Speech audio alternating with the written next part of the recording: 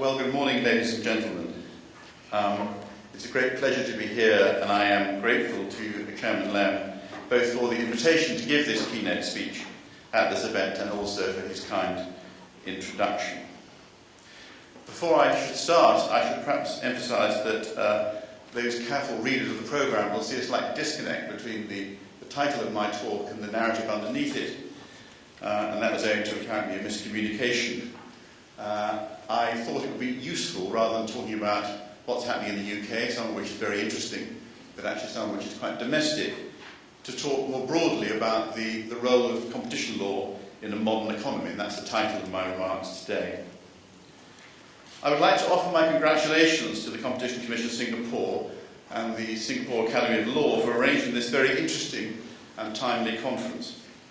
I note that the 2010 event was described as the inaugural seminar, and I hope that by 2014 it will be well established as the biannual conference.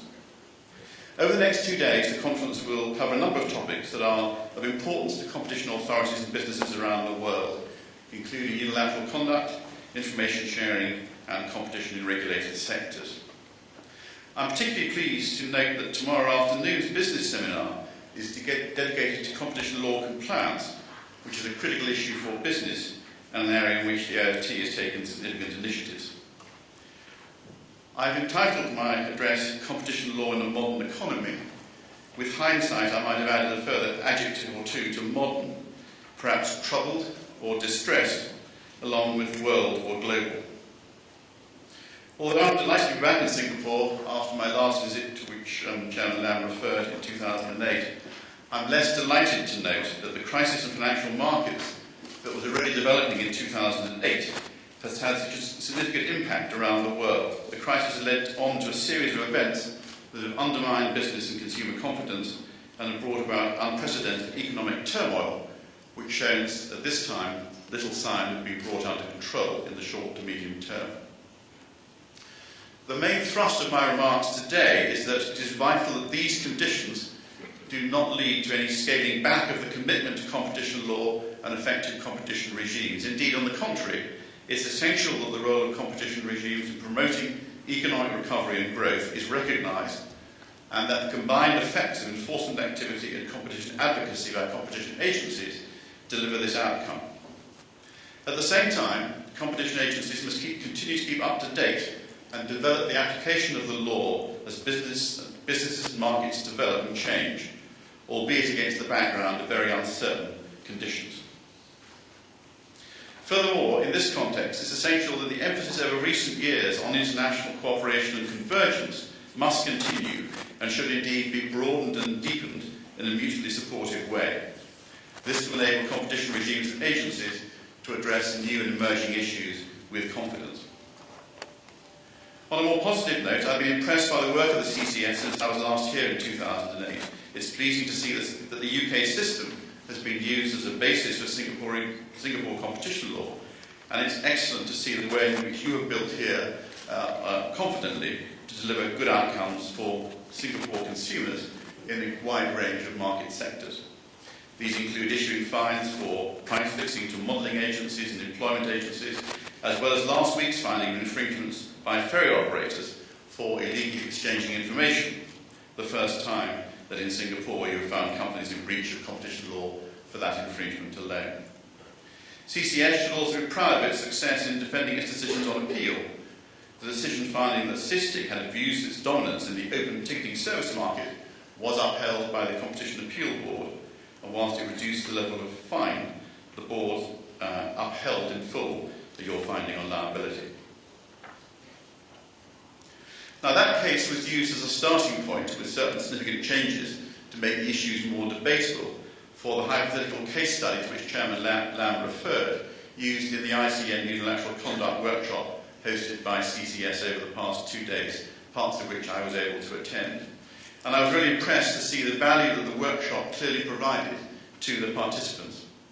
The AOT is pleased to be a co-chair of the ICN Unilateral Working Conduct Group. I'll say more about the value of ICN's work in these events later.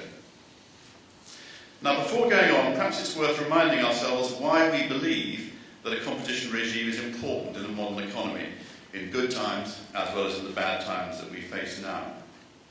At the highest level, we all know that effective competition in the market drives economic and allocative efficiency, enhances productivity, encourages innovation, and promotes market entry and exit in a dynamic way.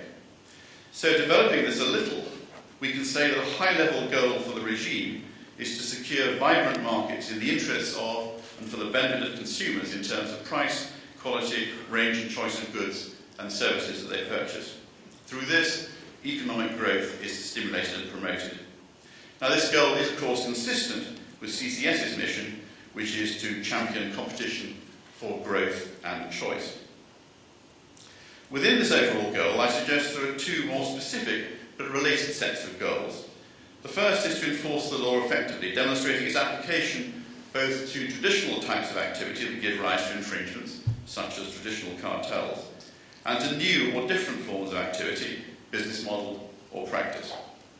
Through this enforcement activity, further infringements of competition law are deterred, whether such infringements are by the parties involved or by businesses across the economy.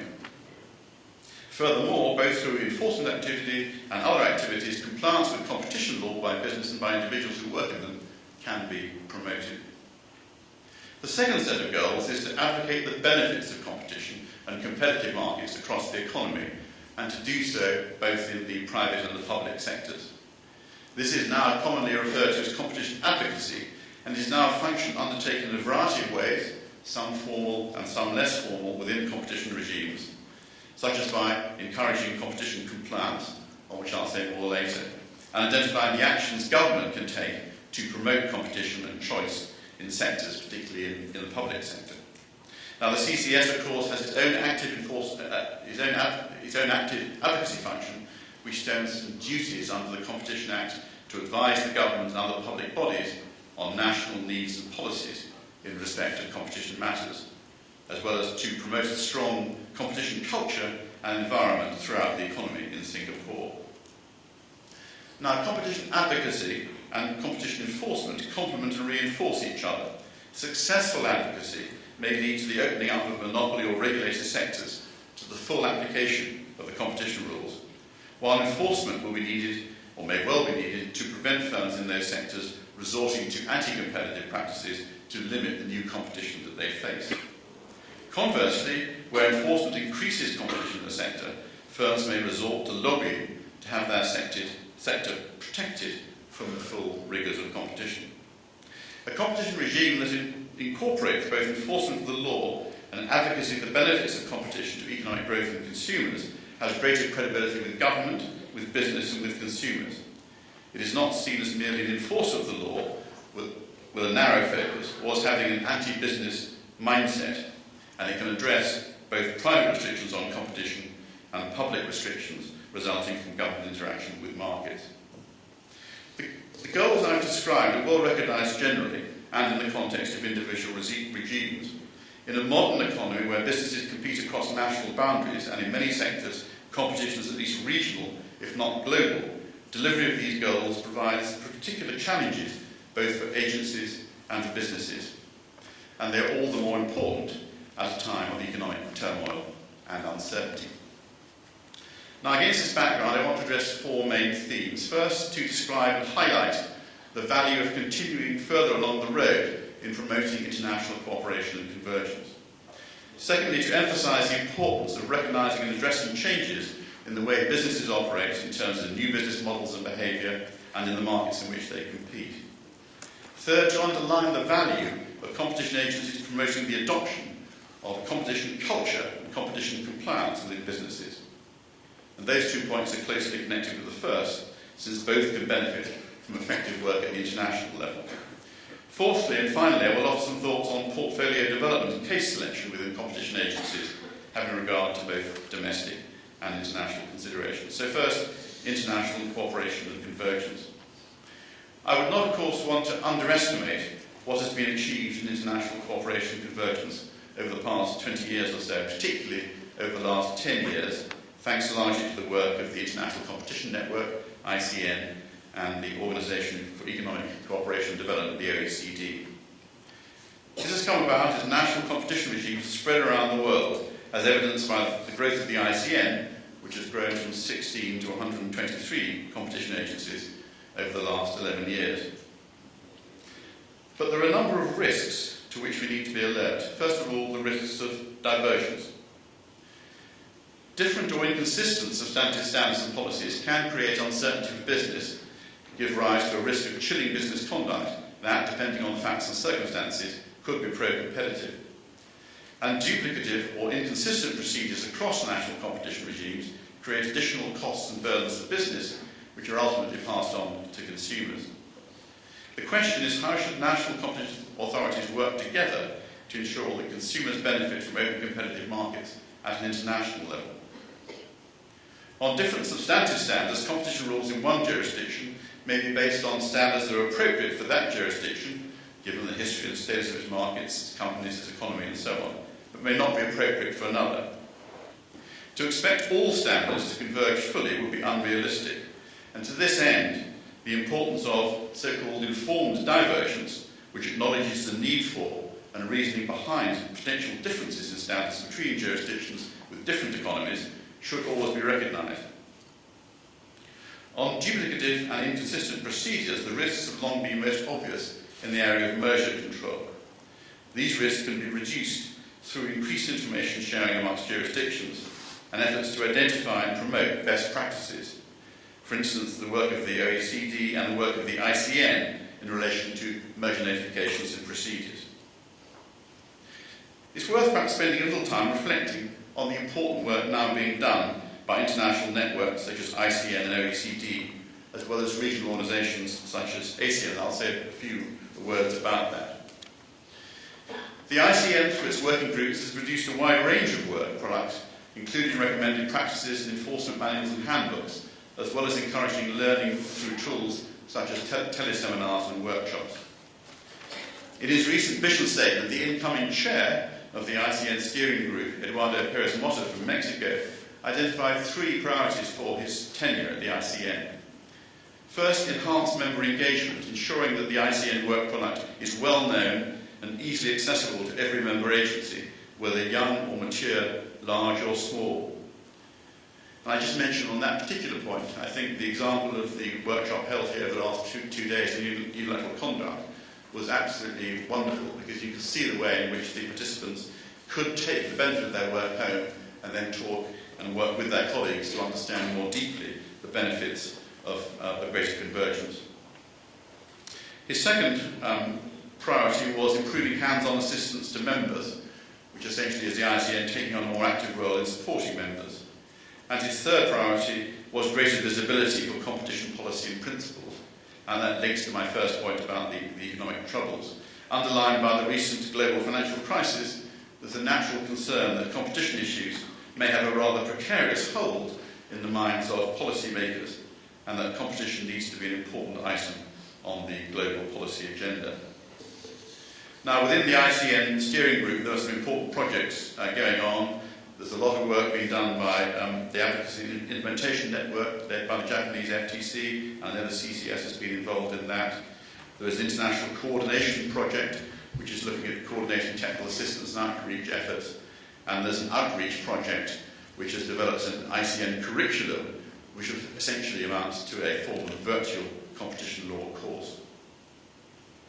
So that's at the steering group level. In addition, there's a great range of work being done within the working groups. For instance, the Advocacy Working Group is a new project to promote competition culture, which links closely into the work that's being done here on compliance. The Cartels Working Group is working on information sharing between agencies. The Unilateral Conduct Working Group is continuing development of a Unilateral Conduct Workbook. The Mergers Working Group is focusing on economic analysis in mergers.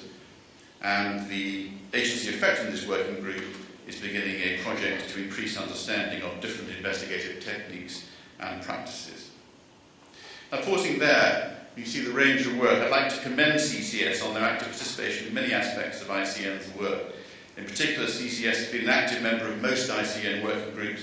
As I mentioned, it hosted this regional workshop, and it's one of 4 ICN members who contributed to the drafting of the new anti-cartel enforcement chapter on cartel awareness, outreach and compliance. And has been particularly active in advocacy-related work, and is a regular participant in ICN teleconferences.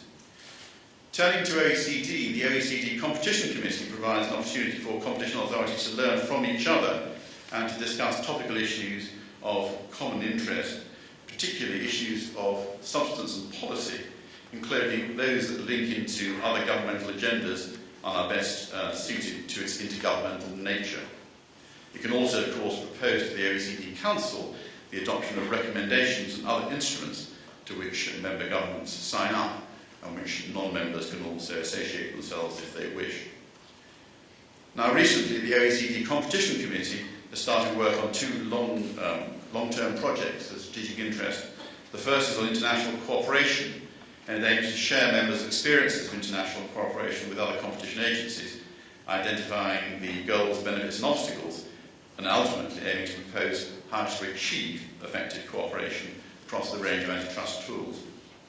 The other is on evaluation, looking at different types of evaluation undertaken by competition agencies, such as annual reporting, ex-post assessments of competition decisions, and studies of macroeconomic or long-run impact, and potentially resulting in best practices toolkits for conducting evaluation assessments. While CCS is not a member of OECD, or Singapore is not a member of OECD, CCS has observer status in the Competition Committee and has been an active observer there, as well as attending the annual Global Forum on Competition, contributing to roundtables and discussions on a range of topics of interest to Singapore. Finally, in this section of my remarks, I want to just mention briefly the work going on in ASEAN.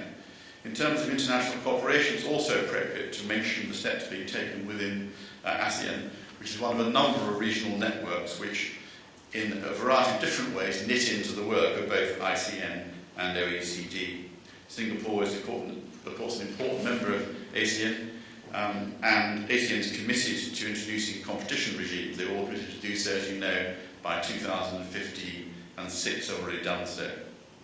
And an ASEAN experts group on competition has been set up as a regional forum to discuss and cooperate, and it's played an important role in capacity building and technical assistance, which that will continue in the coming years. So you can see there's a huge amount happening on the international scene. I have the pleasure of being the person who is supposed to liaise between the OECD and the ICN, and I sit on the steering group of the OECD competition, the ICN steering committee, and also the bureau of the competition committee. It's really heartening to see the progress that's been made in the last 3 or 4 years. And I want to turn to my second topic, which is changing business models, practices and behaviour, and addressing changes in markets. Competition law in the modern economies needs to address changes in business models, practices and behaviour, as well as changes in markets. Businesses and markets are dynamic, not static, and competition law and competition agencies thus also need to be dynamic. At a very simple level, in the field of hardcore cartels, it would appear that whilst the practice of meeting and agreeing prices or allocating market shares or customers in what is still colloquially called smoke-filled rooms, despite the ban on smoking in hotels and other public places in most countries, although that may be on the decline, other more sophisticated ways of communicating and reaching consensus on such matters have developed. For example, cartels involving the use of private emails and telephones, untraceable mobile phones, or thought to be untraceable mobile phones, the use of codes and various forms of cover, and operating exchange of information by third parties by meetings in informal locations ranging from pubs to, I'm told, park benches. Detecting, obtaining the evidence and analysing such arrangements can prove a formidable task. At a different level, in some and perhaps an increasing number of sectors in a modern economy, firms can have increasingly complex relationships in which, for instance, they have multiple supplier, customer, partner, joint venture and other relationships, as well as being competitors. This can give rise to questions on how the information obtained in one capacity or part of the business can or should be used in another capacity or part of the business. Furthermore, the way that businesses interact with consumers in supplying goods and services is changing quite fundamentally and radically and quickly. Consider, for example, the switch from the purchase of physical products to the digital downloading of music, films and books, or from purchases of many products in traditional bricks and mortar retailers to online purchases of such products. Then there are issues around the interface between intellectual property and competition law, particularly in the context of, say, pharmaceutical products and other technological products.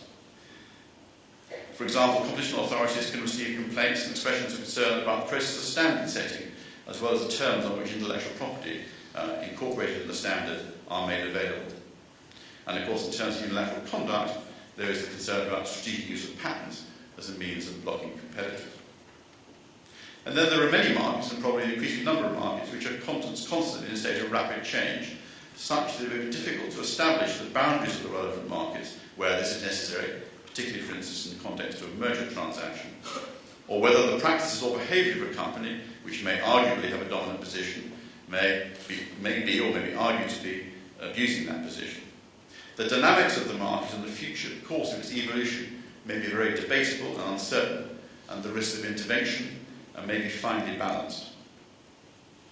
All these changes in the modern economy can provide challenges to competition law and thus to competition agencies and regimes. Sometimes issues will arise in a purely domestic context, but the competition agency will want to understand the way in which similar or related issues are being analysed and treated elsewhere. In other cases, the issues will arise internationally and will require very close collaboration between agencies in several jurisdictions in order to address them effectively. I would just also note one further fact. Two areas I've mentioned and are being discussed today, information exchange and unilateral conduct, are those where economists and lawyers have, in my experience, tended to follow different approaches. Economists have tended to argue that by and large there can be no hard and fast rules, as each case should depend on the analysis of its particular facts and circumstances and the consequential pro- and anti-competitive effects in that context. Lawyers, on the other hand, in pursuit of legal certainty in advising their clients, and lawyers, like precedents, tend to seek clear categorisation of black and white, with little scope for grey areas. That said, I believe the close working relationships that have developed between lawyers and economists, particularly in agencies over recent years, have helped bridge those differences in approach and have led to a much better common understanding. I want to move now on to my third topic, promoting competition compliance culture, or a culture of compliance. The business seminar section of this conference tomorrow afternoon will look at compliance issues in some detail, but I'd like to touch on the topic here since, as I already said, it's an area where the OT has taken a keen interest and has led to important initiatives. Promoting competition law compliance and a culture of competition within businesses is a powerful complement to an agency's robust enforcement agenda, and indeed may be regarded by some as a subset of the competition advocacy portfolio. Encouraging compliance can increase the effectiveness of competition enforcement and in turn the deterrent effect of the regime. It is clear from a fairly recent discussion we had in the OECD Competition Committee last year that there's been considerable growth in the efforts, and there's been plenty of innovation around the world by competition agencies to support compliance. I particularly note and commend to you the work the CCS has done in this area, producing a range of educational and guidance materials which I see are in the bags for this conference. And I was pleased to see the remarks by Chief Executive Yena Lim that working closely with the business community to increase voluntary compliance with competition law and educating businesses about the competition regime are two of the four areas that CCS will be a priority to over the coming few years. Now, we at the OT recognise that certainly in a UK context, the majority of businesses want to comply with competition law, and we're keen to help them to do so. Whilst we take enforcement action where necessary, we also wish to support businesses seeking to achieve competition law compliance so that breaches of competition law are avoided in the first place. And some of you may know we carried out quite substantial work on this. We did some research into what we call drivers of compliance, and we published that, whilst last June we produced a suite of guidance documents as well as a downloadable film on competition law compliance, setting out and discussing our recommended four-step process for achieving a culture of competition law compliance. I should also add that in light of our research and other work on compliance, we think it is appropriate to recognise and incentivise appropriate compliance activities. One way in which we do this is that we are likely, in appropriate circumstances, to treat as a mitigating factor when setting financial penalties for breach of competition law in individual cases the existence of a compliance programme. We will need to see that evidence of adequate steps have been taken to achieve clear and unambiguous commitment to competition law compliance throughout the organisation, and together with appropriate steps relating to competition law risk identification, risk assessment, risk mitigation and review. The business will need to demonstrate that the steps taken were appropriate to the size of the business concerned and its overall level of competition risk. It will also need to present evidence on the steps it took to review its compliance activities and change them as appropriate in the light of the events that led to the investigation. And any penalty discount would be limited to a maximum of 10%. Now, I don't want, of course, to preempt or prejudge the discussion of the business seminar tomorrow, but I couldn't help noticing in the opening statement in the introduction to the programme a statement as follows. As businesses navigate through economically difficult times and grapple with increased competition, there can be a tension between the need to survive and the need to comply with competition law. For my part, I can't see that either economically difficult times or increased competition can or should provide any justification for failure to comply with competition law. The law being designed to ensure that good, efficient companies can prosper and succeed by delivering what customers want and need, and to enlarge and grow their businesses at the expense of less efficient or innovative competitors. To be fair, the passage does go on to refer to the need for businesses to embrace competition law to be, quotes, truly sustainable, so perhaps I was reading too much into the first part of the script. My final series of remarks relates to case selection and portfolio development within competition agencies, having regard to both domestic and international considerations. And these points are closely connected to the points I made in my first three sections: what is happening in the international arena, changes in businesses and markets, and competition compliance. Because what we see happening is more and more cases are giving rise to issues in a number of different jurisdictions. We are seeing more and more agencies talking to one another about issues. We're seeing more and more agencies looking at the work of others when they're considering whether or not to take forward a case. I'll say a little about the position that we developed in the UK and then highlight some potential wider lessons and benefits. Most competition agencies are resource constrained in terms of overall manpower, technical expertise and above all budget. The challenge at the domestic level is to maximise the value that's delivered from these finite resources. Some agencies, such as ourselves, have specific targets. We're required to show each year that the benefits to consumers arising from our work exceed 5 times our costs. And we've just delivered that report for the last financial year, and I'm pleased to say that it was 8 times our costs. Now that means we need to make choices about what we do and do not do. Sometimes those choices are hard, really hard. Now fortunately we have considerable discretion over our choice of work. We've published prioritisation principles which guide our thinking when selecting our portfolio of cases, and these are based around the 4 headings of impact, strategic significance, risks and resources. And they enable us to select cases based on a realistic assessment of concerns about the issues raised from a variety of sources and how our work will impact on incentives to comply with competition, as well as, in our case, consumer law. To put this in context, we consider the focus of our work should be on outcomes in the economy and for consumers, and not on outputs, i.e. numbers of cases. As part of that approach, we pay attention to having a balanced portfolio of antitrust cases, including some more complex and some very complex, and some simpler or so-called bread and butter cases, which cover a range of practices and behaviour and a range of sectors in the economy. We also give importance to the precedent value of cases, for example in areas where the interpretation of the law or a certain economic approach or theory of harm remain to be tested. Now we are fortunate in we can open investigations without receiving a formal complaint, and we have a choice of tools that we can use, ranging from enforcement action to market studies, advocacy, guidance, education, and so on. So subject to having to consider mergers as notified to us, we have considerable discretion about what to choose to do. And we set out our priorities and consult on them each year, and then we try and build a new portfolio of new cases around them. And our current overall focus is on high impact enforcement and on influencing and changing behaviour using the direct and indirect impacts in terms of deterrence. In opening cases, we're increasingly seeking to maintain a balance between cases that are reliant on others, i.e. complaints or leniency applications, and those that are so-called own initiative cases arising from our own surveillance and intelligence activities. As a matter of interest, more than half our current portfolio of criminal cartel cases are own initiative, as opposed to coming through leniency applications. And we actually think having own initiative cases is very important to demonstrate in terms of businesses understanding our ability to act without direct complaint and potentially to uncover unlawful activity. Now, it is self-evident that most competition agencies have been and will continue to be primarily domestically focused. But for competition law in a modern economy, the benefits of selecting cases and building a portfolio that in part can both address the domestic agenda and contribute to and enrich the work of other agencies in the international competition world are considerable.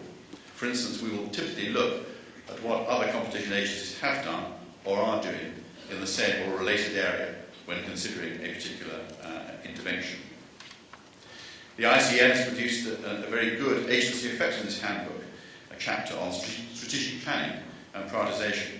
This draws on good practices and individual experience to identify the objectives of strategic plans, the prerequisites of and the straits relating to effective strategic planning, internal processes and external consultations, communications on strategic planning, and the use of prioritisation criteria, and so on.